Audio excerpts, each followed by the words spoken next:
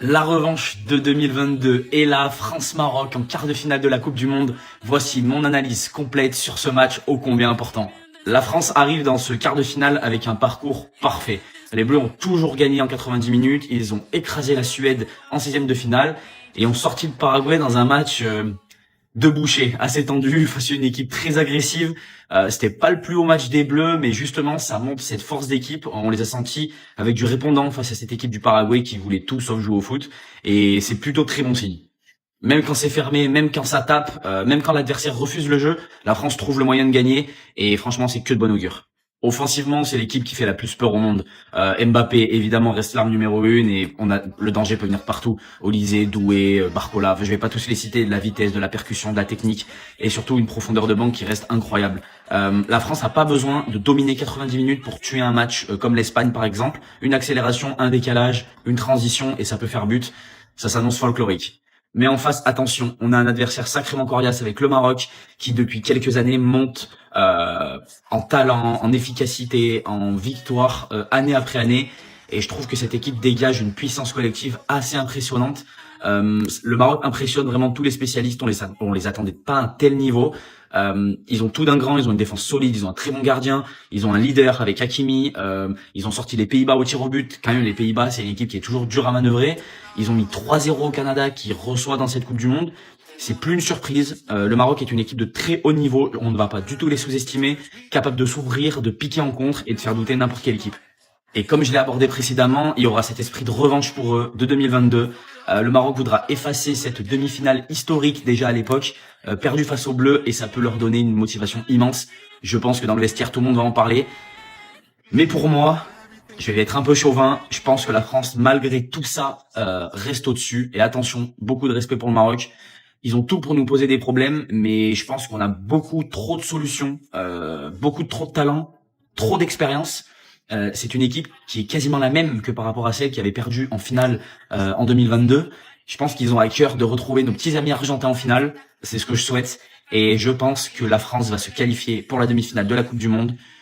Je pense que le Maroc va nous poser des soucis, mais je pense qu'on est capable de se rendre le match facile, de marquer vite, et je vois la France s'imposer 2-0 avec un doublé de Kylian Mbappé.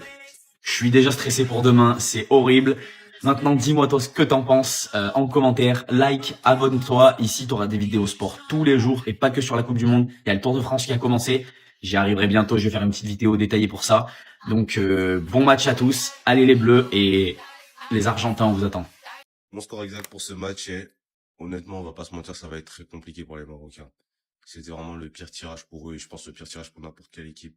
Le Maroc a montré depuis le début de cette Coupe du Monde une équipe pleine de ressources, une équipe capable de rebondir et surtout une équipe capable de subir. Et c'est ça qui va pouvoir leur permettre, pourquoi pas, de l'emporter. C'est-à-dire que le Maroc, c'est une équipe qui, avec Wabi, sait gérer les temps forts et les temps faibles. Cependant, les temps faibles face à une équipe de France qui est dans un grand jour, ce qui a été souvent le cas depuis le début de cette compétition, c'est quelque chose de très dur à gérer au vu de tous les talents offensifs français. En toute honnêteté, en toute objectivité, si la France joue son football, moi je vois difficilement le Maroc pouvoir exister dans ce match, avec notamment la certaine solidité défensive qu'ils ont montré depuis le début de cette compétition, et également le talent offensif indéniable de cette équipe. Côté marocain, beaucoup vont parler de Diaz. Moi, je pense que c'est El Khanous la clé de ce match-là. Parce qu'effectivement, il a cette capacité-là, quand il joue juste, à pouvoir rapidement éliminer l'adversaire et à pouvoir, par ses passes assez directes, pouvoir casser les lignes, ce qui va être très important en contre-attaque contre la France. Côté français, ça va être lui, Michael Olise. Parce que si Michael Olise arrive à trouver les interlignes comme il l'a fait dans les premiers matchs de poule, honnêtement, avec un Kylian Mbappé dans cette forme, ça va être quasiment impossible pour les Marocains. C'est pour ça que moi, je vois la France remporter 3-1 face au Maroc. Moi, j'estime qu'on a de la chance de vivre, d'être né et d'habiter en France. Wallah, on a une chance terrible, vous vous en rendez pas compte. Vous vous en rendrez compte le jour où vous aurez plus la possibilité d'avoir ces papiers-là. Voilà. Donc, arrêtez de tout mélanger. Bassem, t'es pour qui? France, Maroc, Bassem, Bassem, t'as Harki, Bassem, c'est ça, c'est ça.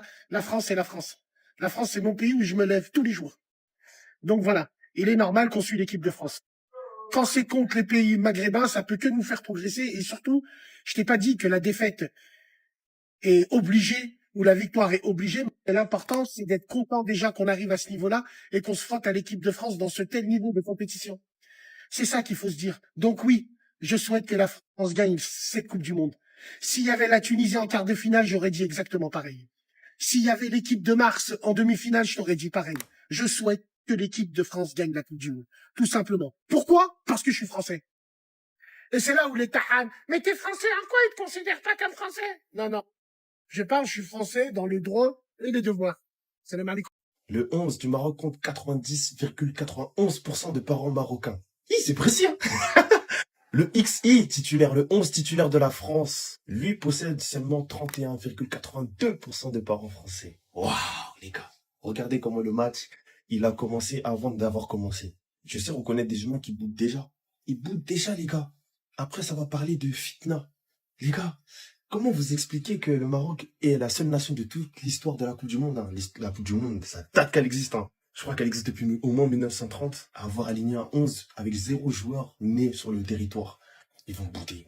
Ils commencent à dire que ouais, c'est le sang qui joue, même si on les aligne pas, même s'ils sont pas nés sur le territoire, il y a le sang qui joue, qui fait que qu'ils se battent pour le Maroc. C'est incroyable. C'est juste incroyable.